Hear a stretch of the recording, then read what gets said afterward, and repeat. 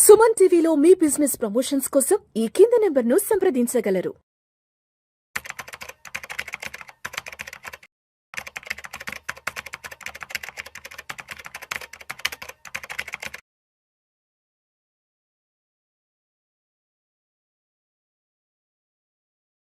Welcome to Vishnu talks. నేను మీ విష్ణు. ప్రస్తుతం నాతో పాటు certified financial planner Tumma Balaraj గారు ఉన్నారు. వారితో మాట్లాడదాం. సార్ బాలరాజ్ గారు నమస్తే. సార్ నమస్తే విష్ణు గారు. Sir welcome to Vishnu talks. Thank you. So Balraj గారు, ఇప్పుడు అందరూ అన్ని రకాల విషయాలు తెలుసుకొని ఇన్వెస్ట్మెంట్స్ చేస్తుంటారు. వాళ్ళకి తెలిసిన రకరకాల వ్యక్తుల్ని సంప్రదిస్తుంటారు. ఆ ఇన్వెస్ట్మెంట్స్కి సంబంధించిన నాలెడ్జ్ గెయిన్ చేసుకొని ఇన్వెస్ట్మెంట్స్లోకి వెళ్తుంటారు. బట్ అయినా కూడా చాలామంది చాలా పెద్ద పెద్ద నష్టాలను చవిచూస్తుంటారు కదా. ఎందుకు అన్నీ తెలుసుకున్నా కూడా ఈ నష్టాలను చవిచూస్తున్నారంటారు? దానికి గల కారణాలు ఏంటి? దీని గల కారణం ఏంటంటే ఒక ప్రాపర్ స్ట్రాటజీ, ఒక ప్రాపర్ ప్రాసెస్ లేకపోవడం వల్ల అండి. స్ట్రాటజీ అండ్ ప్రాసెస్ ఉండాలి, ఖచ్చితంగా ఉండాలి. ఒక ప్రాపర్ స్ట్రాటజీ, ఒక ప్రాపర్ ప్రాసెస్ ఫాలో అవుతే నష్టాలు రాకుండా మనం నివారించలేము. We cannot avoid the risk, but we can manage the risk. So మనం ఖచ్చితంగా మనము మిస్టేక్స్ చేస్తాము. ఆ మిస్టేక్స్ ఎంత తక్కువగా చేస్తే మన సంపద అంతా పెరుగుతూ ఉంటుందన్నమాట. దీనికంటూ ఒక పర్టికులర్ ప్రాసెస్ అనేది ఉంది. ఫస్ట్ ఫైనాన్షియల్ ప్లానింగ్లో మనం ఇన్వెస్ట్మెంట్ మొదలు పెట్టేటప్పుడు, మనం డబ్బు ఇన్వెస్ట్మెంట్ చేసేటప్పుడు ఒక క్వశ్చన్ అడగాలి. ఈ డబ్బును మనం ఎందుకు ఇన్వెస్ట్మెంట్ చేస్తున్నాము? ఈ క్లారిటీ మనకు ఉండాలి. అవును, మనకి ఏదైనా గోల్ ఉందా? ఆ గోల్ అచీవ్ చేయడానికి మనం డబ్బులు ఇన్వెస్ట్మెంట్ చేస్తున్నామా? లేదు మన దగ్గర జస్ట్ సర్ప్లస్ మనీ ఉంది, ఊరికే బ్యాంకులో పడుంటున్నాయి కాబట్టి మనం ఎక్కడైనా ఇన్వెస్ట్మెంట్ చేద్దామని చేస్తున్నామా? థర్డ్ థింగ్, మన ఫ్రెండ్ చెప్పాడు కాబట్టి చేస్తున్నామా? అందరూ ఇన్వెస్ట్మెంట్ చేస్తున్నారు, నేను టీవీలో చూస్తున్నాను, యూట్యూబ్లో చూస్తున్నాను, అందుకోసం చేస్తున్నామా? దీనిపైన క్లారిటీ ఉండాలి. వేరే వాటిపైన మనం చెప్పలేం. కానీ ఫస్ట్ది గోల్ గురించి ఇన్వెస్ట్మెంట్ చేసినట్టయితే దానికి ఒక ప్రాసెస్ ఉంది. ఫస్ట్ ఇన్వెస్ట్మెంట్ మొదలు పెట్టేటప్పుడు మనం ఏం చేయాలి అంటే, మన గోల్ ఏముంది, ఏ గోల్ గురించి ఇన్వెస్ట్మెంట్ చేస్తున్నాం అనేది క్లారిటీగా ఉండాలి. ఫస్ట్ అండ్ ఫార్మోస్ట్ మనం చేయాల్సింది డిసైడ్ ద గోల్. మన రిటైర్మెంట్ గురించి చేస్తున్నామా? పిల్లల ఎడ్యుకేషన్ గురించి చేస్తున్నామా? ఇల్లు కొనడానికి చేస్తున్నామా? కారు కొనడానికి చేస్తున్నామా? లేకపోతే డ్రీమ్ వెకేషన్ వెళ్ళడానికి చేస్తున్నామా? ఏదైనా ఒక గోల్ కావచ్చు, లేదా అన్ని గోల్స్ కావచ్చు. ఒక ఫర్ ఎగ్జాంపుల్ మన రిటైర్మెంట్ ప్లాన్ గురించి మాట్లాడామనుకోండి. ఒక 40 సంవత్సరాల వ్యక్తి 60 సంవత్సరాలకి రిటైర్మెంట్ అవుతారు. సో 60 సంవత్సరాలు రిటైర్మెంట్ అయ్యే టైం వరకల్లా ఫస్ట్ మనం గోల్ డిసైడ్ చేస్తాం, ఏంటి రిటైర్మెంట్. సెకండ్ ఏం మాట్లాడుతున్నాము? టైం ఫ్రేమ్ మాట్లాడుతున్నాం. ఎంత టైం ఉంది? 20 years టైం ఉంది. థర్డ్ థింగ్ వచ్చేసేసి క్వాంటిఫైయింగ్ ద గోల్ అంటాం. గోల్ని క్వాంటిఫై చేయాలి. సో సాధారణంగా ఇప్పుడు నన్ను అడిగామనుకోండి, మీకు రిటైర్మెంట్లో ఎంత డబ్బులు ఖర్చు కావచ్చు అండి, నెల మీ లైఫ్ స్టైల్ మెయింటైన్ చేయడానికి ఎంత ఖర్చు కావచ్చు అంటే, ఏముందండి 15,000, 20,000, 30,000 రూపాయలు ఖర్చు అవుతుందని చెప్పేసి మనకు ఆన్సర్ ఇస్తుంటారు అనమాట. రిటైర్మెంట్లో ఇప్పుడు అయ్యేదానికి, ఇప్పుడు 40 సంవత్సరాల వ్యక్తి ఏమైతే ఉన్నారో అతనికి ఇప్పుడు ఖర్చు అయ్యేదానికంటే కూడా చాలా ఎక్కువ అవుతుంది. నేను ఇన్ఫ్లేషన్ గురించి మాట్లాడట్లేదు. 40 సంవత్సరాలు ఉన్న వ్యక్తి 60 సంవత్సరాలు అయినప్పుడు ఈ 20 yearsలో తన కెరియర్లో ప్రోగ్రెస్ అవుతారు. అతని ఎక్స్పోజర్ పెరుగుతుంది, మెచ్యూరిటీ లెవెల్స్ పెరుగుతాయి, ఇన్కమ్ పెరుగుతుంది, అదేవిధంగా స్టాండర్డ్ ఆఫ్ లివింగ్ కూడా పెరుగుతుంది. Actually everybody of us we have the best standard of living when we are at the retirement stage. అంతే కదా, మనం రిటైర్మెంట్ అయ్యే టైం వరకల్లా మన సంపదన కూడా చాలా ఎక్కువ ఉంటుంది అనమాట. సో మన స్టాండర్డ్ ఆఫ్ లివింగ్ కూడా చాలా బెటర్గా ఉంటుంది. సో ఆ స్టాండర్డ్ ఆఫ్ లివింగ్ రిటైర్మెంట్ తర్వాత కూడా క్యారీ ఫార్వర్డ్ అవ్వాలి, రైట్? సో ఇప్పుడు ₹1,00,000 నెలకి ఖర్చు అయితే, సో అతను 60 సంవత్సరాలకు వచ్చే వరకల్లా ఆ స్టాండర్డ్ ఆఫ్ లివింగ్కి ఇదే రోజు కన్సిడర్ చేస్తే, ఇదే రోజు తను 60 సంవత్సరాలు అనుకోండి, 2.5 3 లక్షల నెలకి ఖర్చు అయినా ఆశ్చర్యపోవాల్సిన అవసరం లేదు. సో ఈ రోజు ఎంత ఖర్చు అవుతుంది, యాక్చువల్గా 60 సంవత్సరాలు వచ్చే టైం వరకల్లా అప్పుడు ఎంత ఖర్చు అవుతుంది, సో క్వాంటిఫై చేసుకోవాలి. నెలకి 60 నుంచి 80, 85 సంవత్సరాల వరకు రెగ్యులర్గా ఇన్కమ్ రావాలి అంటే మనకి ఎంత పర్పస్ కావాలి, దీన్ని మనము క్వాంటిఫైయింగ్ ద గోల్ అంటాం. సో ఒక్కసారి గోల్కి ఎంత అమౌంట్ కావాలని కనుక్కున్న తర్వాత the next part is identifying how much rate of return we can achieve as per our risk appetite. మన రిస్క్ ఎపిటైట్ ప్రకారము మనం ఎంత రేట్ ఆఫ్ రిటర్న్ అచీవ్ చేయగలుగుతాము. ఉన్న డబ్బు మొత్తం ఈక్విటీలో తీసుకెళ్ళి పెట్టలేం కదా, రైట్? ఇన్వెస్ట్మెంట్ చేసే ముందు ఇంకొక క్వశ్చన్ అడుక్కోవాలి మనం ఏంటంటే, మనము అక్యూములేట్ చేసిన, మనం ఇన్వెస్ట్మెంట్ చేసినప్పుడు మన డబ్బు ఏమైతే ఉంటుందో అది ఎంత పర్సంటేజ్ డ్రాప్ అయితే మనకు జిట్టర్స్ వస్తాయి. సో నిద్ర పట్టదు. సో అది 10% అయితే మనకు నిద్ర పట్టదా, 20% డౌన్ అయితే నిద్ర పట్టదా, లేదా 30%, 40%? ఈ క్వశ్చన్ వేసుకోవాలి మనం. సో ఎవరైనా అన్నారనుకోండి, మీరు మీ జీవితాంతం సంపాదించిన డబ్బు ఏమైతే ఉందో ₹1,00,00,000 ఉందనుకోండి, ఆ ₹1,00,00,000 కాస్త 90 లక్షలు అయిందనుకోండి, 10% డ్రాప్ అయింది, రైట్? సో 90 lakhs అయితే మీరు ఎలా ఫీల్ అవుతారు? డబ్బులు నష్టపోతే ఎవరికైనా బాధ ఉంటుంది, కానీ దాన్ని ఎలా హ్యాండిల్ చేస్తామనేది మన పైన ఉంటుందన్నమాట. సో దాని గురించి తరచూ మనం ఆలోచిస్తున్నామా? మనకు నిద్ర పట్టట్లేదా? వర్క్ మీద ఇంపాక్ట్ అవుతుందా? హెల్త్ మీద ఇంపాక్ట్ అవుతుందా? 10% పడితేనే ఇది అవుతే you are a very conservative investor. So ఎక్కువ రిస్క్ తీసుకోలేం మనం. సో ఒక 25-30% వరకు మనం ఈక్విటీలో పెట్టుకోవచ్చు. మిగతాదంతా కూడా సేఫ్ అండ్ సెక్యూర్డ్, నష్టభయం లేనటువంటి దాంట్లో పెట్టుబడి పెట్టుకోవాలి. ఒక 20% వరకు వెళ్ళింది అనుకోండి, మనం ఒక 60% వరకు equity and rest 40% we can go into safe and secured debt part అంటాం మనం దాన్ని. ఇంకా 30-40% వరకు వెళ్తే అప్పుడు you can go aggressive, you are an aggressive investor. So ఇది మనం చాలామంది మిస్ అవుతూ ఉంటారనమాట. డబ్బులు ఎంత నష్టపోతే మనకు నిద్ర పట్టకుండా ఉంటుంది అనేది. సో మార్కెట్లు పరిగెత్తుతున్నప్పుడు మంచిగా రిటర్న్స్ వస్తూ ఉంటాయి, మిడ్ అండ్ స్మాల్ క్యాప్ చాలా బాగా ఇస్తుంది, సెక్టోరియల్ ఫండ్స్ చాలా బాగా ఇస్తున్నాయని చెప్పేసి returns are not the only thing అండి.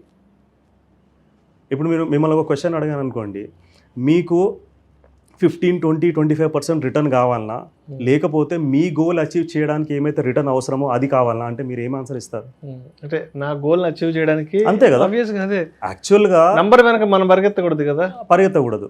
యాక్చువల్గా మన గోల్స్ అచీవ్ చేయడానికి 15%, 20%, 25% అవసరం లేదండి. ఇన్ఫ్లేషన్ కంటే ఒక 3-4% మనం ఎక్కువ తీసుకురాగలిగితే అది మోర్ దెన్ ఎనఫ్. మనం పరిగెత్తి పాలు తాగేదానికంటే నిలబడి నీళ్ళు తాగడం మంచిది. So when you chase returns you lose money. అవును, రిటర్న్స్ కోసం చేజ్ చేయకూడదు, ఆటోమేటిక్గా వస్తాయి. నంబర్ కూడా మనం డిసైడ్ చేయకూడదు కదా. ఇది మన ఎంతైతే రిటర్న్ కావాలో మన గోల్కి, అది ఖచ్చితంగా మనం డిసైడ్ చేయాలి. సపోజ్ ఉదాహరణకి మనకు ఒక 11% కావాలనుకోండి, 12% కావాలి, 11 or 12% కావాలి రిటర్న్ అచీవ్ చేయడానికి. ఈ 12% అచీవ్ చేయడానికి మనము అసెట్ అలొకేషన్ ఏం వాడతాము అనేది next step. Okay, 12% goal achieve చేయాలి, 12% రిటర్న్ రావాలి మన గోల్ అచీవ్ చేయడానికి. సో ఈ 12% రావాలి అంటే మనం ఏం చేయాలనేది ఫస్ట్ డిసైడ్ చేయాలి. That is called the asset allocation part. Asset అలొకేషన్లో 2 ఇన్వెస్ట్మెంట్స్ ఉంటాయి. ఒకటి నష్టభయం ఉన్నటువంటిది, ఒకటి నష్టభయం లేనటువంటిది.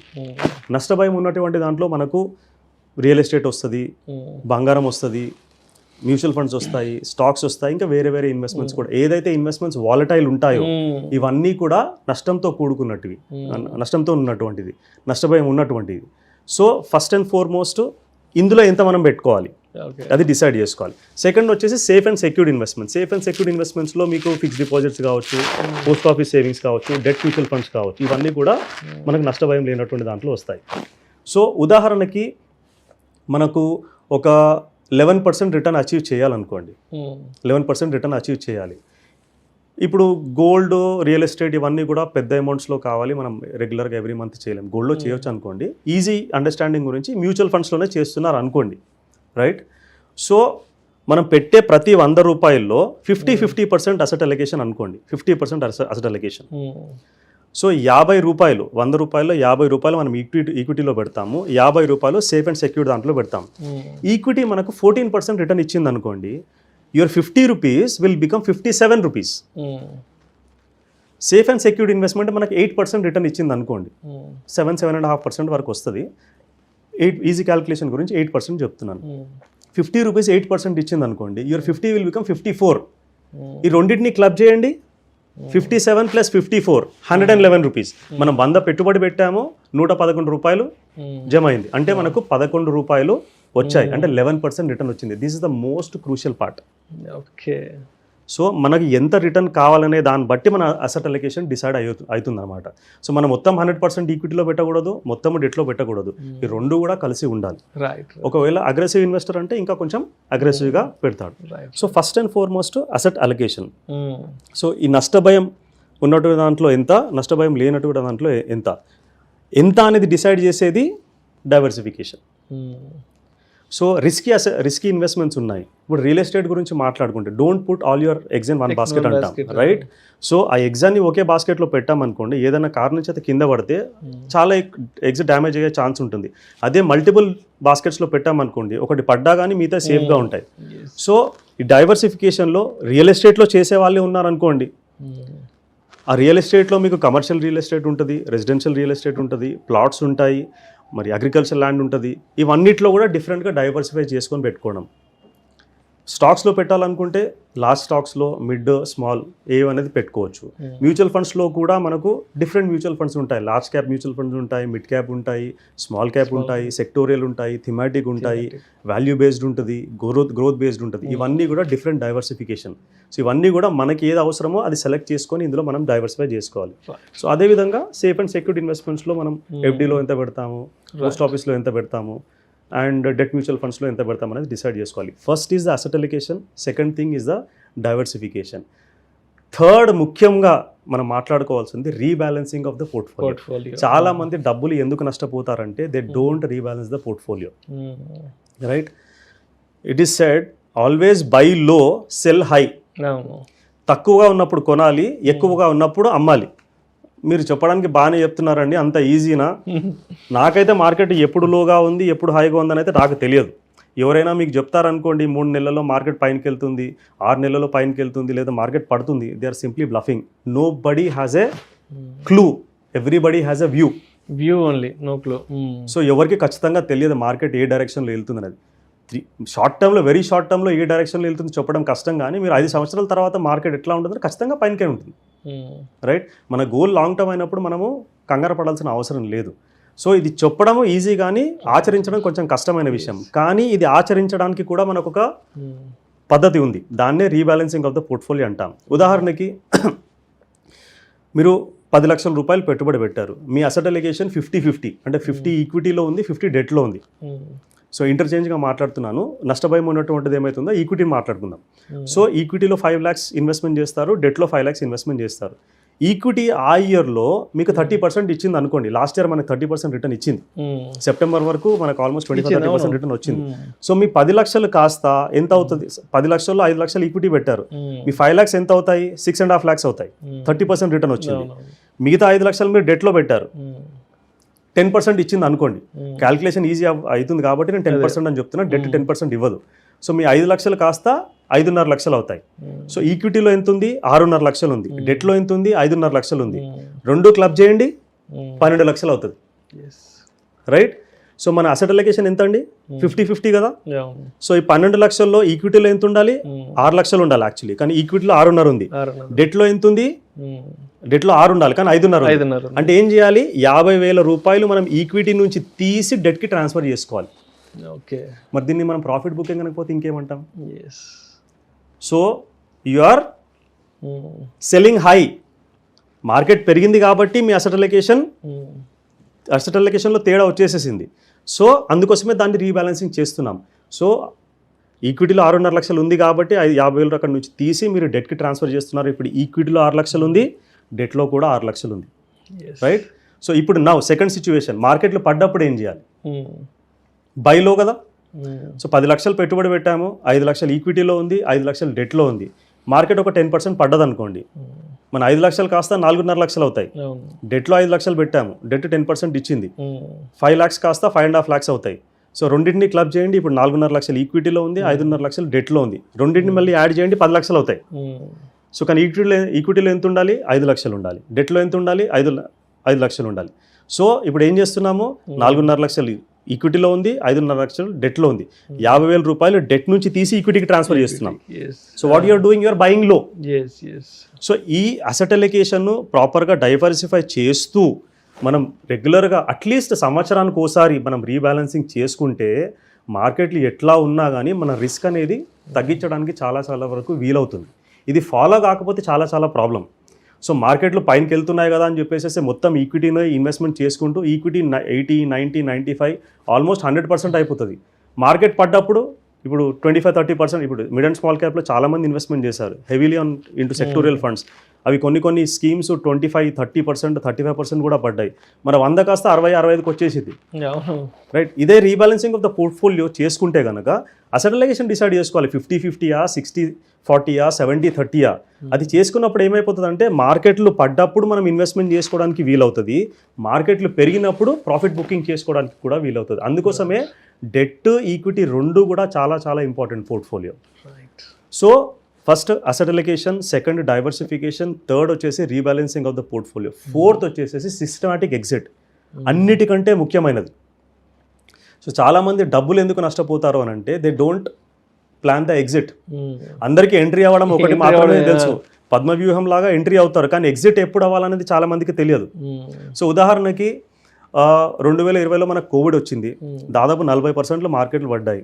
2010 నుంచి ఒక ఫ్యామిలీ ఇన్వెస్ట్మెంట్ చేస్తుంది, వాళ్ళ అబ్బాయినో అమ్మాయినో అమెరికాకి పంపించేసేసి 2020లో ఎంఎస్కి పంపిద్దామని ప్లాన్ చేస్తున్నారు.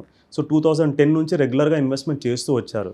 ఏప్రిల్లోనో మేలోనో వెళ్ళాలి, రెగ్యులర్గా ఇన్వెస్ట్మెంట్ చేస్తూ వచ్చారు మ్యూచువల్ ఫండ్స్లో లేదా స్టాక్స్లో. సో మ్యూచువల్ ఫండ్స్ గురించి మాట్లాడదాం. సో రెగ్యులర్గా ఇన్వెస్ట్మెంట్ చేస్తూ వచ్చారు, మార్కెట్స్ బాగా పర్ఫామ్ చేస్తాయి, మంచి లాభాలు వచ్చాయి, వాళ్ళకి మంచి కార్పస్ కూడా జమ అయింది. ఏమనుకున్నారు, ఎప్పుడైతే వెళ్తారో అబ్బాయో అమ్మాయో వెళ్తుంది కదా, ఒక వారం రోజుల ముందు డబ్బులు తీసుకొని మనం ఫీజు పే చేద్దాం అనుకున్నారు. కానీ 2020లో ఏమైంది, కోవిడ్ వచ్చింది. వాళ్ళ వాల్యూ కాస్త ఏమైతే అక్యూములేట్ అయ్యిందో అది కాస్త దాదాపు 40-45% పడి ఉండొచ్చు. మరి గోల్ అచీవ్ చేయడానికి వీలవుతుందా వాళ్ళకి? అవ్వదు. సో అందుగురించే మనకి ఎప్పుడైతే గోల్ అచీవ్ చేయడానికి డబ్బులు కావాలనో 3 సంవత్సరాల ముందు నుంచే ఎగ్జిట్ ప్లాన్ చేసుకోవాలి. సో అదే వాళ్ళు 2020 ఏప్రిల్ మే వరకు వెయిట్ చేయకుండా అట్లీస్ట్ 2017 మిడ్ నుంచో 2018 బిగినింగ్ నుంచో సిస్టమాటిక్ ఎగ్జిట్ ప్లాన్ చేసి ఉంటే ఎవ్రీ మంత్ ఒక 2.5-3%, ఎవ్రీ మంత్ 3% ఈ రిస్కీ అసెట్స్ నుంచి సేఫ్ అండ్ సెక్యూర్డ్ అసెట్స్కి ట్రాన్స్ఫర్ చేశారనుకోండి, ఈక్విటీ నుంచి డెట్కి ట్రాన్స్ఫర్ చేశారనుకోండి, ఎవ్రీ మంత్ 3% కనుక ట్రాన్స్ఫర్ చేసినట్టయితే లాస్ట్ థర్డ్ ఇయర్లో 36% ట్రాన్స్ఫర్ చేసి ఉంటారు. లాస్ట్ సెకండ్ ఇయర్లో మేబీ అనదర్ 35-40%. ఈ 2 ఇయర్స్లో కలిపి 75-80% ఆల్రెడీ ట్రాన్స్ఫర్ అయిపోయింది ఈక్విటీ నుంచి డెట్కి. డెట్ కూడా ఏమి ఊరికే ఉండదు కదా, అది కూడా దాదాపు మనకు ఒక 6.5-7.5% రిటర్న్ ఇస్తుంది. లాస్ట్ ఇయర్లో మనకు ఓన్లీ 20% ఈక్విటీలో ఉంది. 50% మార్కెట్ ఫాల్ అయినా మనకు 20 రూపాయలే ఉంది కాబట్టి 10 రూపాయలు నష్టం వస్తుంది, అంటే ఓన్లీ 10% లాస్. సో మనకు 100 రూపాయలు రావాల్సిన చోట 90-95 రూపాయలు వచ్చిన నష్టం ఏమి లేదు కదా.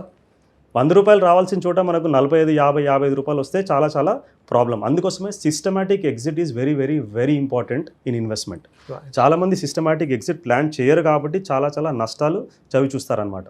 ఈ 4 కాకుండా 5th part is very very important in this current circumstance, systematic transfer plan, STP. చాలామంది ఇది చెయ్యరు.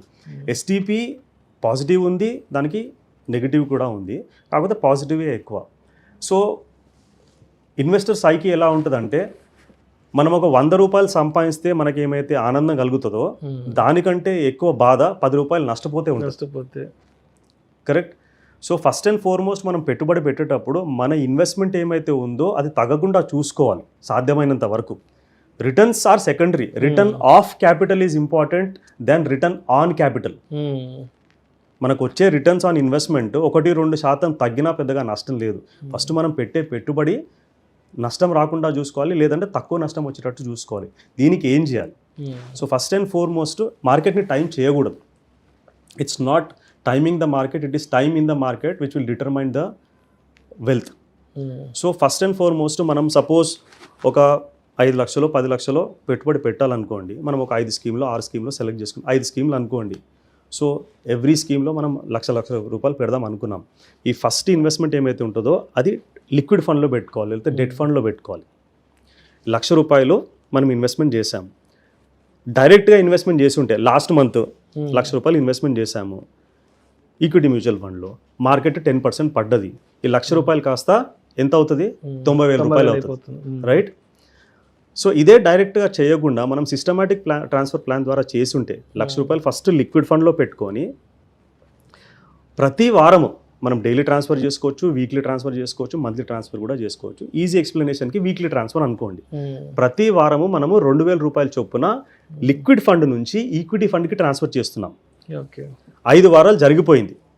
సో 5 వారాల్లో మనకు 10,000 రూపాయలు లిక్విడ్ ఫండ్ నుంచి ఈక్విటీ ఫండ్కి ట్రాన్స్ఫర్ అయింది. సో మార్కెట్ 10% పడ్డది కాబట్టి ఈ 10,000 ఈక్విటీలో ఏమైతే ఉందో అది కాస్త 9,000 రూపాయలు అయింది. 90,000 రూపాయలు మనకు లిక్విడ్ ఫండ్లో ఉంది. లిక్విడ్ ఫండ్ కూడా రిటర్న్ ఎర్న్ చేస్తుంది కదా, ఆ 90,000 కాస్త 90,500 రూపాయలు అయి ఉంటుంది, 90,500 అయి ఉంటుంది. ఇక్కడ మనకి ఎంత ఉంది, 90,500 ప్లస్ 9,000 రెండు కలపండి 99,500. కానీ డైరెక్ట్గా ఈక్విటీలో చేసింటే 90,000. సో ఇక్కడ మనకు లాస్ అనేది చాలా తగ్గిపోయింది. ఇంతకుముందు చెప్పాను కదండి, బై లో సెల్ హై. ఇప్పుడు మార్కెట్ పడ్డది కాబట్టి మనకు తక్కువ ధరలో యూనిట్స్ వస్తాయి. అందుకోసమే లిక్విడ్ ఫండ్లో ఏమైతే ఉందో అందులోంచి ఒక 15-20% మనం స్విచ్ చేసుకోవచ్చు, రైట్. జనరల్గా మనకి ఇలాంటి ఆపర్చునిటీస్ సంవత్సరంలో 1-2 సార్లు వస్తాయి. సో అప్పుడు ఇట్లా స్విచ్ చేసుకుంటూ మార్కెట్లో పడ్డప్పుడు స్విచ్ చేసుకోవచ్చు. మార్కెట్లు పడనప్పుడు ఎవ్రీ వీక్ ట్రాన్స్ఫర్ అవుతూ ఉంటుంది. సో ఇలా చేయడం వల్ల మనం రిస్క్ అనేది చాలా వరకు తగ్గించుకున్న వాళ్ళం అవుతాం. కానీ ఇక్కడ ఒక డిసడ్వాంటేజ్ కూడా ఉంది. రైజింగ్ మార్కెట్లో ఈ returns may be little bit lesser. Downward మార్కెట్లో STP will work very very good for you. So ఇంతకుముందు చెప్పాను కదండి, మనకు 10 రూపాయలు నష్టపోతే బాధ ఎక్కువ కలుగుతుంది, 100 రూపాయలు లాభం వస్తే సంతోషం కలిగినా కానీ బాధ అనేది మనకు కొంచెం ఎక్కువ ఉంటుంది అనమాట. ఈ 5 సూత్రాలు మనం పాటిస్తే asset allocation, diversification, rebalancing of the portfolio, systematic exit and systematic transfer plan, మనం పెట్టుబడిలో నష్టాలు ఏమైతే వస్తాయో అవి చాలా చాలా వరకు మనం తగ్గించిన వాళ్ళు అవుతాం. మనకు టెన్షన్ ఉండదు. ఓకే. సో రోజు మార్కెట్ ఫాలో కావాల్సిన అవసరం లేదు. మన ఇన్వెస్ట్మెంట్ ఎంత పెరిగింది, ఎంత అయింది, ఏంటి అనేది మనం చూడాల్సిన అవసరం లేదు. Investments are like preparing curd. మనం పెరుగు తయారు చేయాలనుకోండి, ఏం చేయాలి, నైట్ గోరువెచ్చని పాలు తీసుకొని తోడేసేసుకొని దాన్ని మార్నింగ్ వరకు వదిలిపెట్టేసేయాలి, వెయిట్ చేయాలి కదా. వెయిట్ చేసేస్తే మార్నింగ్ వరకు మనకు పెరుగు తయారవుతుంది, రైట్. సో మనం రాత్రి తోడేసేసాము, తోడేసిన తర్వాత 1 గంట తర్వాత దాన్ని ఇది 10% తయారైందా, 2 గంటల తర్వాత 20% తయారైందా అని దాన్ని గెలుకుతూ ఉంటే ఏమవుతుందండి, అటు పెరుగు తయారవ్వదు, పాలు కూడా పాడవుతాయి. ఇన్వెస్ట్మెంట్స్ కూడా అంతే. మనం ఏమైతే చేయాలనో అది చేయాలి, మనం ఏమైతే ప్రాసెస్ ఫాలో కావాలో అది ఫాలో కావాలి, then wait. So results will definitely come. మనకి యాంగ్జైటీ అవసరం లేదు, మార్కెట్స్ని ఫాలో కావాల్సిన అవసరం లేదు. ఇవన్నీ మన చేతిలో ఉన్నాయి, మన కంట్రోల్లో ఉన్నాయా. ఏ కంట్రీ మీద వార్ చేస్తుంది, ఆయిల్ ప్రైసెస్ ఏమవుతాయి, ఎవరి మీద తారీఫ్ పెడతారు, గవర్నమెంట్ పాలసీస్ ఏముంటాయి, ఇవన్నీ ఏముంటాయి, మన కంట్రోల్లో ఉందా. మన కంట్రోల్లో లేని దాని గురించి మనం పెద్దగా పట్టించుకోవాల్సిన అవసరం లేదు. మన కంట్రోల్లో ఏముంది, మనం ఎలా ఇన్వెస్ట్మెంట్ చేస్తాము, మన బిహేవియర్ ఎలా ఉంది, మనం ఏం ప్రాసెస్ ఫాలో అవుతామో, మన స్ట్రాటజీ ఏముంది, ఇది మన కంట్రోల్లో ఉంది. మన కంట్రోల్లో ఉన్నదాన్ని మనం కంట్రోల్ చేద్దాం. కంట్రోల్లో లేని దాని గురించి మనం ఎక్కువ ఆలోచించాల్సిన అవసరం లేదు.